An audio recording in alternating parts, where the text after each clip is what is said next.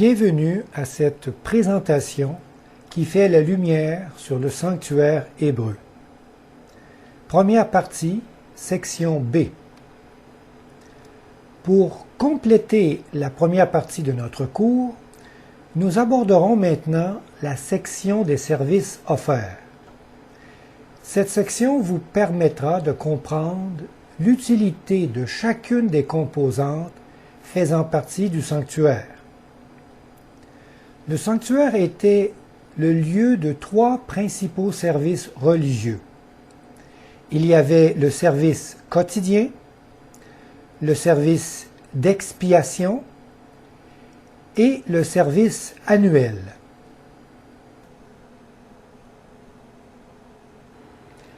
Ces trois services ont tous un rapport avec l'expiation du péché. Pour bien saisir la particularité de chacun, nous devons comprendre la dynamique d'une transgression de la loi de Dieu, car elle peut être commise de façon consciente ou inconsciente. Cette notion doit être bien comprise avant de débuter la description de nos trois services. Il y a donc deux types de péchés de base: le péché volontaire et le péché involontaire. On peut décrire le péché volontaire ainsi. C'est un acte conscient, une transgression des règles, une désobéissance, commis par un choix délibéré, en ayant connaissance de la loi de Dieu.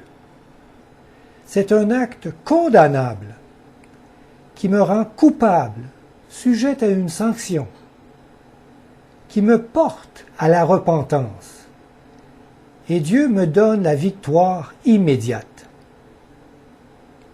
Le péché d'Adam et Ève est le meilleur exemple de ce type de péché. Maintenant, décrivons le péché involontaire. C'est un acte inconscient, une faiblesse dans mes aptitudes, un manquement dans mes tâches, commis par un oubli ou en ignorant la loi de Dieu. C'est un acte pardonné, innocent et sans sanction, qui me porte à la purification, et Dieu me donne la victoire dans le futur. Ce type de péché est automatiquement pardonné par le sacrifice déjà offert en Jésus-Christ. Par contre, le péché volontaire est sévèrement sanctionné par Dieu.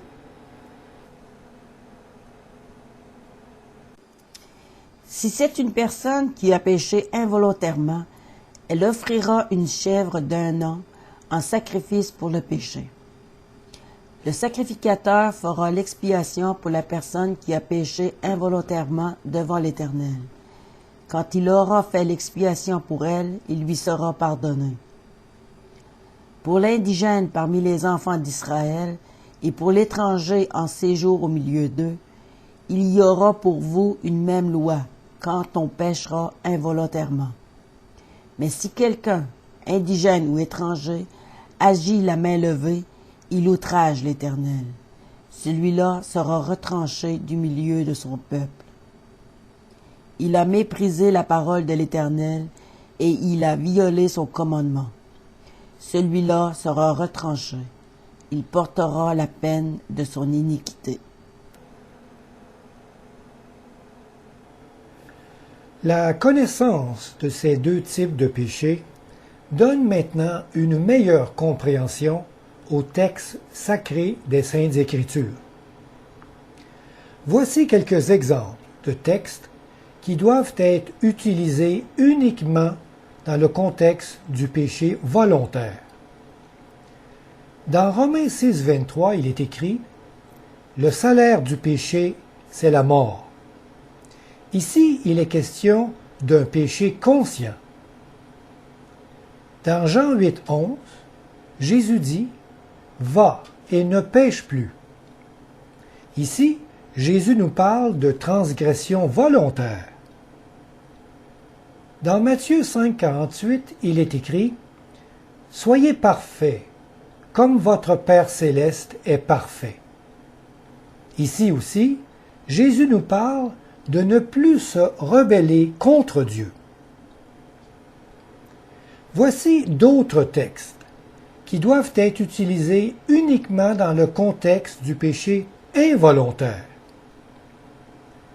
Dans 1 Jean 5,16, il est écrit « Il y a des péchés qui ne mènent pas à la mort. » Ici, Jean nous demande de prier les uns les autres expressément pour nos faiblesses humaines. Dans Ecclésiaste 7,20, il est écrit « Il n'y a pas sur la terre d'homme qui ne pêche jamais. » Ici, le sage nous parle de péché involontaire, car plusieurs hommes de Dieu ont eu la victoire définitive sur leur transgression. Dans Romains 7, 21, il est écrit « Quand je veux faire le bien, le mal est attaché à moi. » Dans ce texte, l'apôtre Paul exprime son désarroi de se voir en faute par faiblesse. Si nous utilisons ces derniers textes dans l'idée d'un péché conscient, nous dénaturons le sens véritable de l'Évangile. Il est important d'en discerner la différence. Poursuivons maintenant notre description des services offerts dans le sanctuaire. Débutons par le premier service, le quotidien. Lors du service quotidien, un agneau était sacrifié matin et soir sur l'autel et son sang était répandu dans le parvis, au pied de l'autel des sacrifices. Ce sacrifice était brûlé tout entier sur un feu allumé par Dieu lui-même et qui ne devait jamais s'éteindre. Ce service prenait place dans le parvis et servait à l'expiation quotidienne des péchés involontaires du peuple. Voici ce que tu offriras sur l'autel. 2 agneaux d'1 an, chaque jour à perpétuité.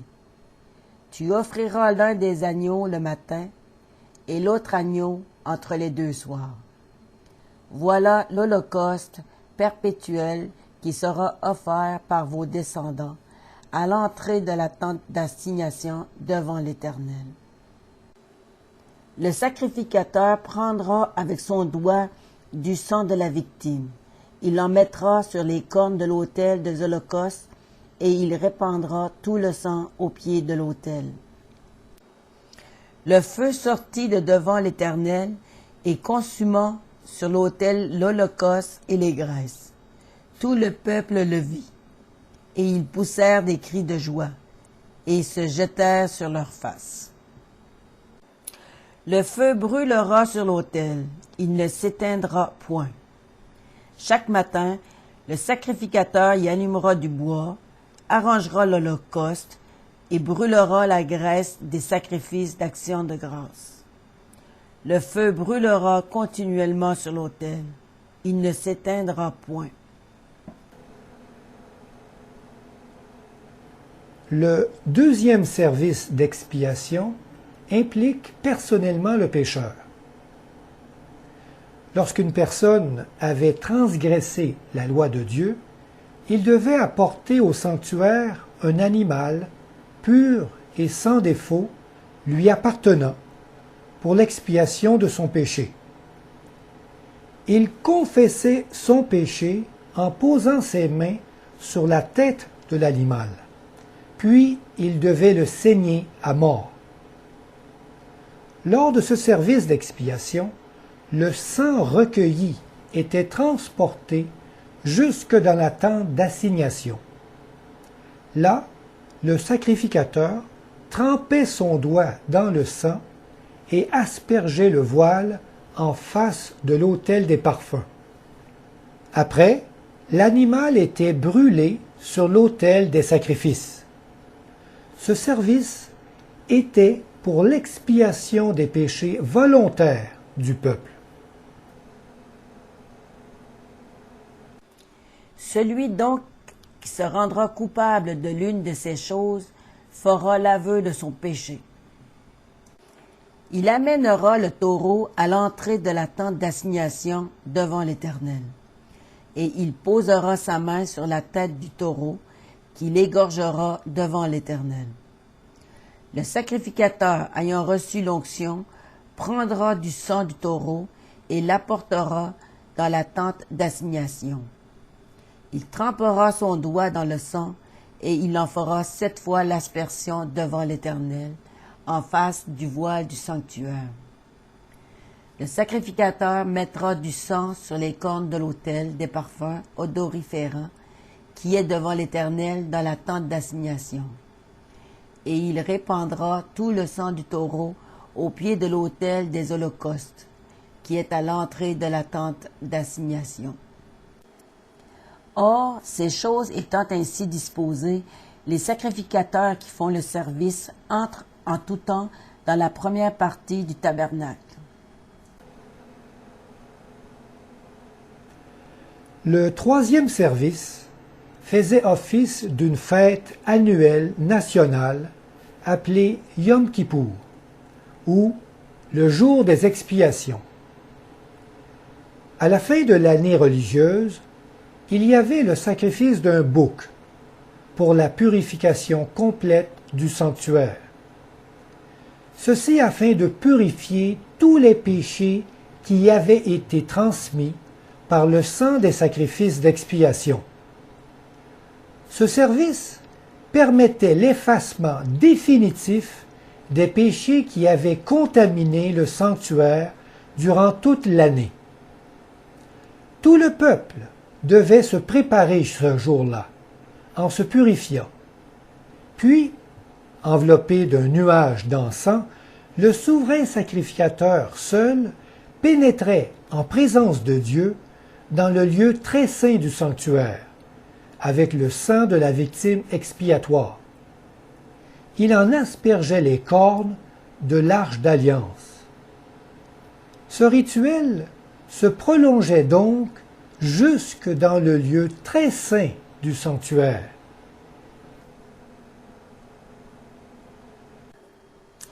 C'est ici pour vous une loi perpétuelle.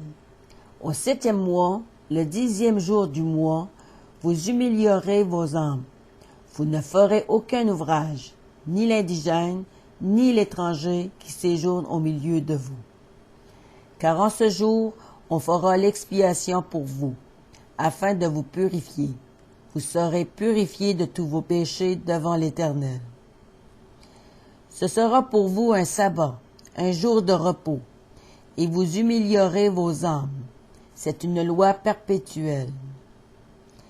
L'expiation sera faite par le sacrificateur qui a reçu l'onction et qui a été consacré pour succéder à son Père dans le sacerdoce. Il se revêtira des vêtements de lin, des vêtements sacrés.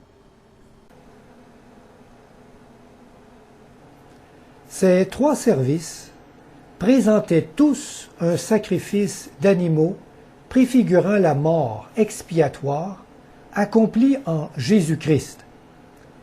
Dès l'instant où l'agneau de Dieu a été immolé à la croix, le sanctuaire terrestre devint caduc.